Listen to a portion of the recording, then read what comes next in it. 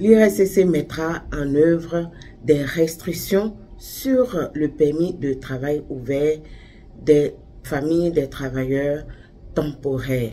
Il y a aussi du changement au niveau des étudiants internationaux. Plus de détails à la suite de cette vidéo.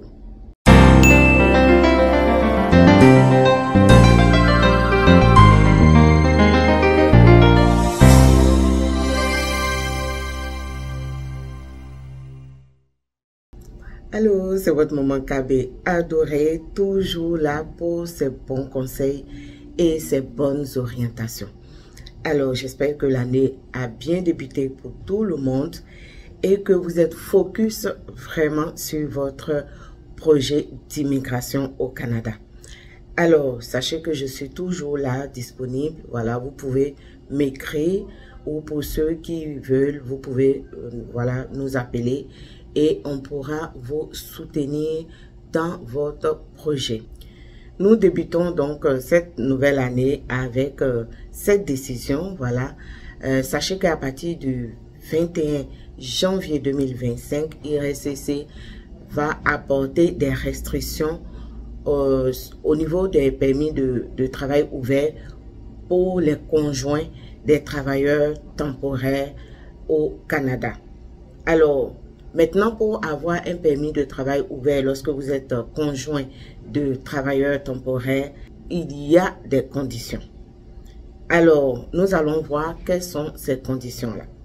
Le travailleur temporaire doit faire partie de la catégorie, ça veut dire qu'il doit, son poste, voilà, qu'il occupe, doit faire partie de la catégorie FIE 0 ou 1 du code CNP. Alors, je vous ai appris sur cette chaîne comment retrouver sa code CNP et ça va être plus facile pour vous à comprendre. Mais sachez que les professions de cette catégorie sont des professions, des gens de haut niveau. Je veux dire des universitaires, voilà, les postes de gestionnaires. Donc, voilà, ce sont les gestionnaires, les gens de niveau universitaire qui sont concernés par cette décision. Ça veut dire quoi? Ça veut dire que si vous venez comme travailleur temporaire et que vous êtes, je prends un exemple, un gestionnaire, voilà, votre conjoint peut avoir un permis de travail ouvert.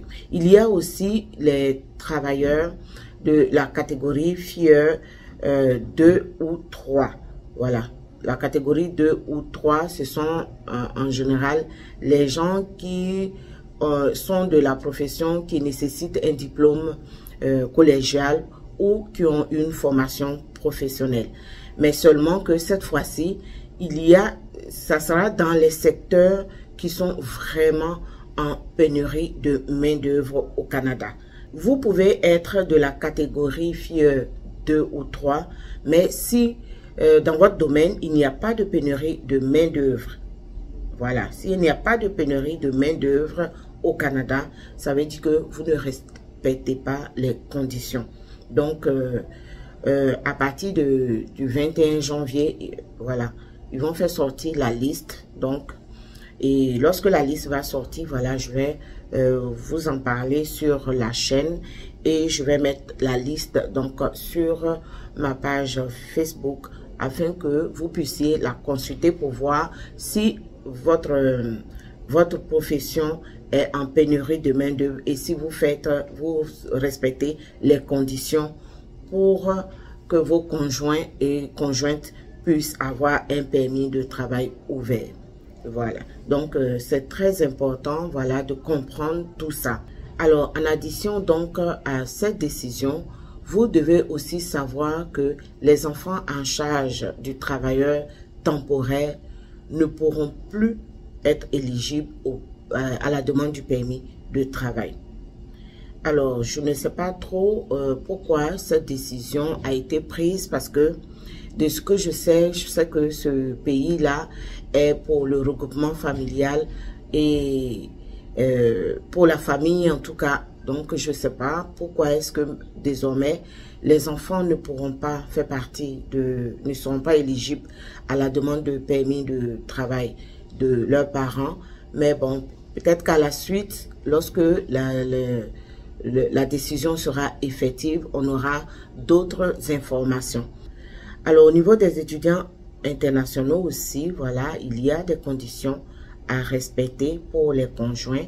Donc, dorénavant, si vous êtes conjoint d'étudiants internationaux, voilà, il faut que cet étudiant-là soit dans un programme de maîtrise d'au moins 16 mois et de doctorat, voilà, ou des formations professionnelles admissibles. Alors, beaucoup de décisions, je pense que on n'est pas à la dernière. En 2024, on a subi vraiment beaucoup de changements et je pense que cela continue. Alors, on suit donc les événements chaque fois qu'il aura des nouvelles, chaque fois qu'il aura des modifications. Voilà, votre Maman KB viendra sur sa chaîne et donc vous portez cette nouvelle. Et le conseil que je peux donner aux uns aux autres, c'est vraiment de bien suivre les informations pour éviter donc les erreurs. Voilà, là, si vous n'avez pas par exemple cette information, vous allez vous engager dans des processus et lorsque vous allez recevoir des refus, vous serez vraiment étonné. Alors, suivez bien les informations, soyez à l'affût de l'information et puis voilà, je vous encourage vraiment, ne baissez pas les bras, seulement de bien faire les choses et je pense que tout va bien aller.